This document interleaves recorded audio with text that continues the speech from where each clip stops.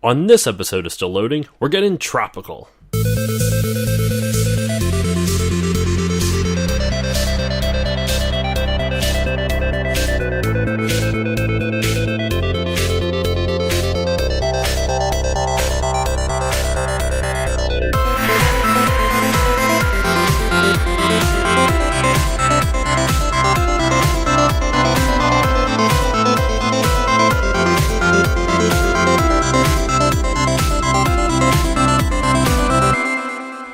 Hey guys, it's Josh, and welcome back to this new episode of Still Loading. For this week's episode in the 40 for 40 series, we are covering StarTropics for the NES. This is one of the all-time great hidden gems, I would say. A lot of people who know the NES know this game, but people outside of it really don't know too much about it. You know, if you walk to anyone else on the street, even like other gamers, they might not know about StarTropics all that much. You know, people will know of Mario and maybe probably Samus from Metroid and, you know, Captain Falcon, you know, from Smash Brothers and F-Zero mainly. Of course, that's where Captain Falcon's from. But, you know, this type of StarTropics is not a game that's really on the tip of someone's tongue when they think about the NES. And it's kind of a shame because it's a really good game. So in true Still Loading style, let's talk about the box art to start off. So first off, it's got a really appealing box. It has these bright yellow letters at the top that say StarTropics with kind of like an orange shadow right underneath it. And then it's just a picture of this, like this really nice airbrush painting. Maybe it's airbrush. I don't know how they made it, but like this really nice painting of a tropical island. You see a little pond in the center. Looks like almost the edge of a peninsula, and you see the ocean out surrounding it. These really pretty trees and a sunset going off on the background. It's a really nice and appealing looking box. And on the back it says StarTropics, tropical adventure of epic dimensions. I was about to say proportions, dimensions. And on the back it goes, a teenager's dream vacation on a tranquil South Sea island. A shooting star? It's an omen of disaster. Mike's archaeologist uncle has been kidnapped. Mike alone can rescue him. Thus begins the test of island courage. Happy villagers eagerly assist, but endless enemies threaten every step. Mike's search leads him through the lush wilderness of StarTropics. As he travels on foot or by submarine through this sunny land of dark secrets and deadly peril, Mike is a tireless fighter. Using common sense, an island yo-yo, magic potions, and mysterious new weapons and skills, Mike must defend himself. Restore his strength with coconut milk. Help him defeat strange creatures, sea monsters, and hidden attackers. Join Mike in his adventure. Not on his adventure, it says here. It says in his adventure. Journey to the StarTropics. So, StarTropics is an interesting game. First off, it's kind of like a Zelda clone. And it was heavily inspired by Zelda. And for those who remember, I did mention StarTropics a couple months ago when I did a little like history episode on Nintendo R&D 3. That is the Nintendo team that made this, Nintendo Research and Development Team 3. And that team was headed up by Genyo Takeda. And like I said, if you want to hear more about what R&D 3 does, go listen to that episode, because they're pretty much the architects of a lot of people's childhood. So I would definitely go check out that episode, because there's a lot of good info in there. In any case, so what's interesting about StarTropics is that while it was developed in Japan by Nintendo themselves, Nintendo R&D 3, it was only released in North America and Europe. It was never actually released originally in Japan. And the main reason for that is that they were trying to appeal to strictly an American market. So that's why, if you read on the back of the box, your weapon is actually a yo-yo. You get rid of the whole high fantasy element of it. There's no swords and shields, and there's no, there's not a lot of fantastical elements involved, though there is some magic. They were trying to go for a more modern vibe to it. And for the most part, they succeeded, though I agree and disagree. It's meant to be a more modern vibe because your character's name is Mike Jones. It didn't say it on the back of the box, but the character's name is Mike Jones, and you know you're trying to rescue your uncle, who's an archaeologist. And so the developers purposely put in a lot of references to America specifically. your character's name is Mike Jones, which was one of the most popular. Like, Mike was the most popular name for a boy in 1990, and I think Jones was the third most popular last name. Only reason I know that is because of the Gaming Historian. Go check out his YouTube channel. I would not have had those stats off the top of my head. In any case, so Mike Jones is a common name, so it feels very American just by your character's name. Additionally, the weapons that Mike has are a yo-yo, like we said before, but you can pick up different power-ups. The yo-yo is unlimited use, but you can pick up different power-ups that have a limited amount of use. So you can pick up cleats, which I think you can just throw at enemies. That's such a weird idea. You can pick up like a bat. You can pick up, like, I think it's like a flamethrower. Like, he's shooting flames, almost like a fireball thing. But in any case, and you have all these different kinds of weapons to help you defeat enemies. The game itself, the controls are very linear. It's weird. It's a weird way to describe the controls, but that's honestly the best descriptive term I can think of. It has very linear controls because you pretty much you can only move in the 4 cardinal directions. There's no diagonals. It's just north, south, east, west, up, down, left, right. Up, down, left, right, north, south, east. I kind of, east is right, whatever. I would just realize I kind of did that in a backwards order, whatever. So north, south, east, west, up, down, right, left, whatever. Whatever. I can't speak. Oh my god, it's late.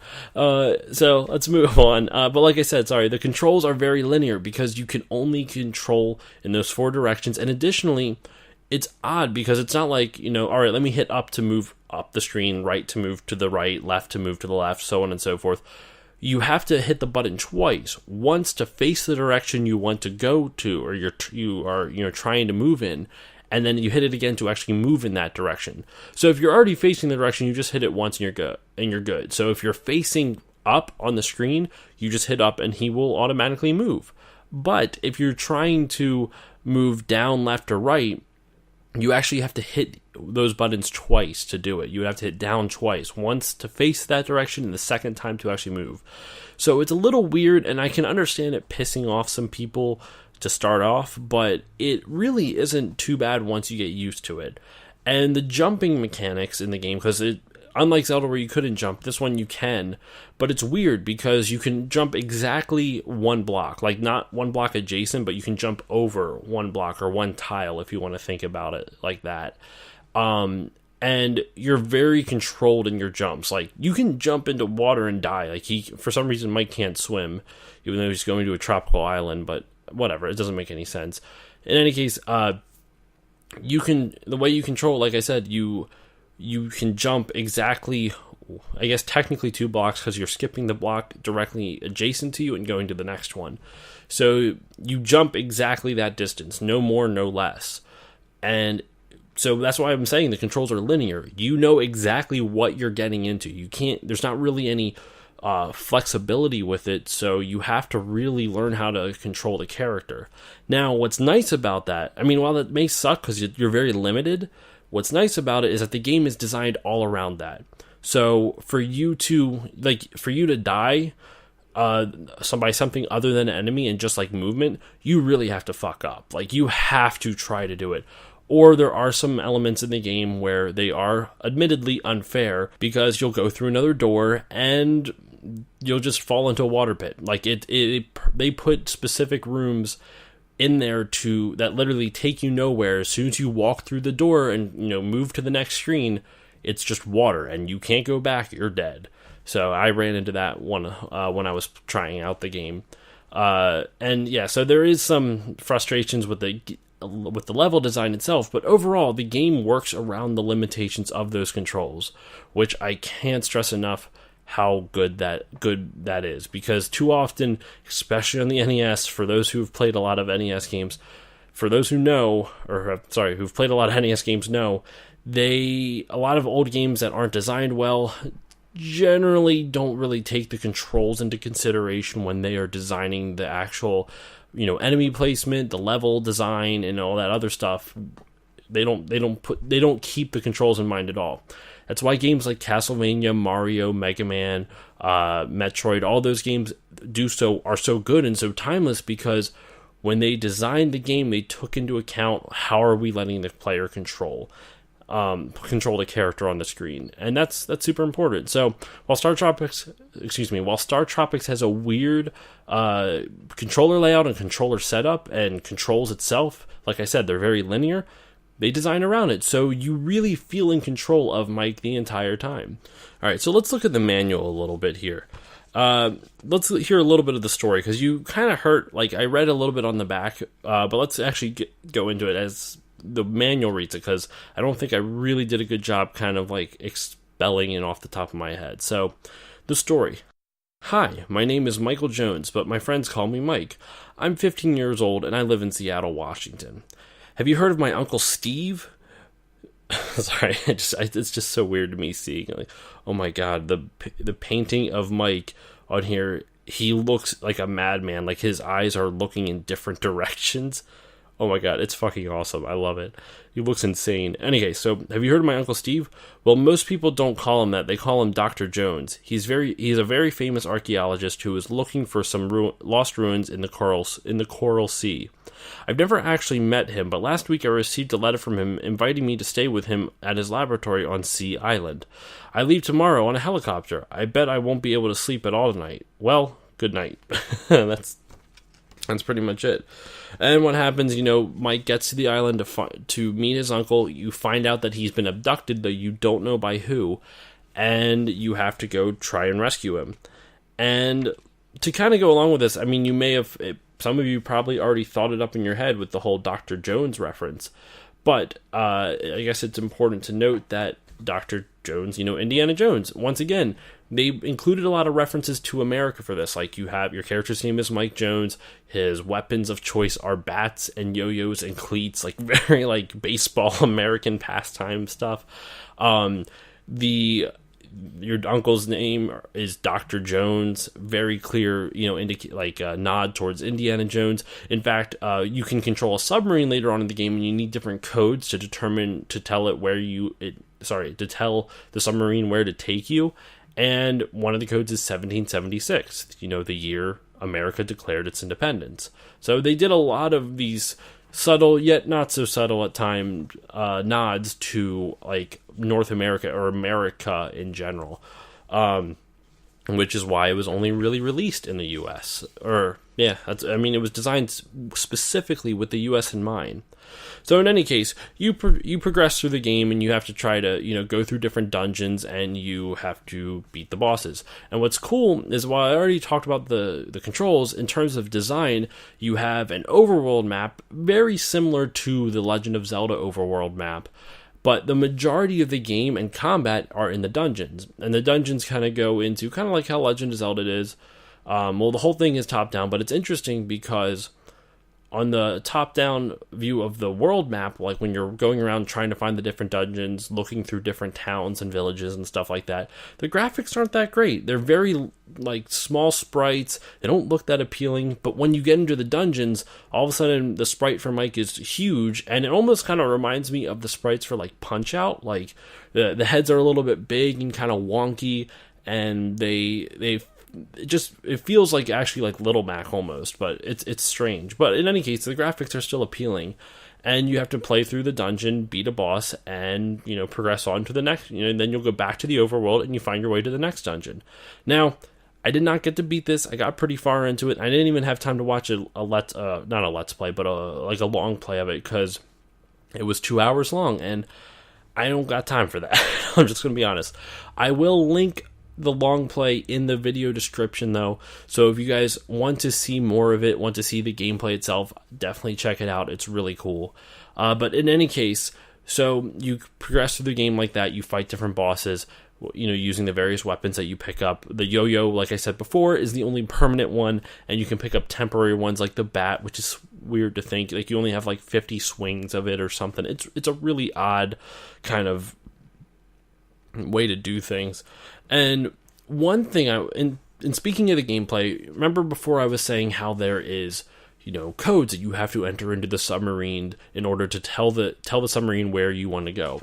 Well, there's a really interesting thing that Nintendo did with this, and unfortunately my copy of this, I don't have it technically complete in the box because of this. So there's this weird, some people think it's anti-piracy, which it would make sense, but it's honestly really cool. So on the back of the manual, in fact, I can see where this used to be, there was a letter written from your uncle, Steve Jones or Dr. Jones, to Mike, the character, and it had a secret message on it. And what you would do is you would actually take the letter off of the back of the manual and put water over it, and it would reveal a secret message from your uncle. And it would give you a specific frequency, like a specific code for the submarine. And you could not progress through the game until you got that code. And they give you a hint in the game. It says, I sent a letter to my nephew, to Mike, please have him put water on it. And, as a kid, you might not think about it right off the bat because you're thinking, like, did I get a letter in the game? No, you didn't. You actually got a physical letter in the box that you actually had to submerge in water to get the code. Now, nowadays this is relatively well known in the gaming community, but I still think it's a really cool idea. And I remember I was talking to, in an earlier episode, I think it was brought up with my friend Jamie. He was on the episodes for like Final Fantasy VI and Castlevania and such. This probably was like a really primitive form of like, DRM, if you want to think of it. I mean, I know it wasn't DRM, but, anti-theft measures, because you literally could not progress through the game unless you had that code.